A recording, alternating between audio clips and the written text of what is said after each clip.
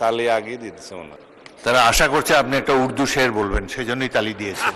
মাননীয় সদস্যবৃন্দ, আমি এখন দাবি নম্বর 33 উত্থাপনের জন্য মাননীয় ধর্ম বিষয়ক মন্ত্রী কাজী শাহ মোফাজ্জল হোসেন কায়কোবাদের পক্ষে মাননীয় স্বরাষ্ট্রমন্ত্রী সালাউদ্দিন আহমদকে উত্থাপন করার জন্য আহ্বান জানাচ্ছি।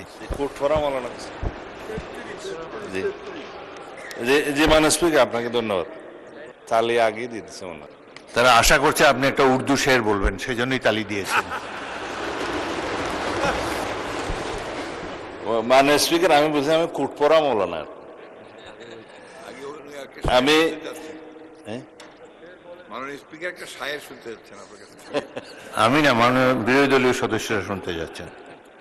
মাননীয় স্পিকার, সেদিন আগে উত্থাপন করুন। জি, আমি সালাউদ্দিন আহমদ, স্বরাষ্ট্রমন্ত্রী, মাননীয় ধর্ম বিষয়ক মন্ত্রী জনাব কাজী শাহ মোফাজ্জল হোসেন কায়কোবাদের পক্ষে প্রস্তাব করছি যে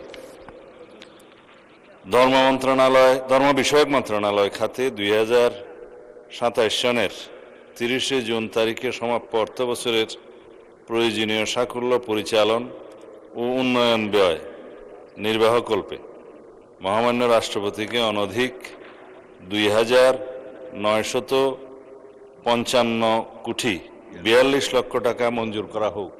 ধন্যবাদ মাননীয় স্পিকার।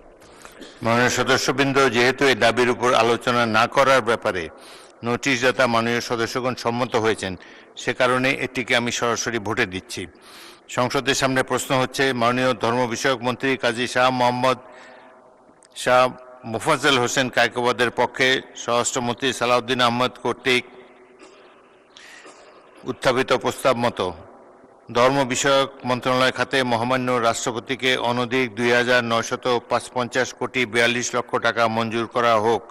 যারা এই প্রস্তাবের পক্ষে আছেন তারা হাঁ বলুন, যারা এই প্রস্তাবের বিপক্ষে আছেন তারা না বলুন। আমার মনে হয় হাঁ জয়যুক্ত হয়েছে, হাঁ জয়যুক্ত হয়েছে, হাঁ জয়যুক্ত হয়েছে। অতএব দাবি নম্বর 33 সংসদে গৃহীত হলো।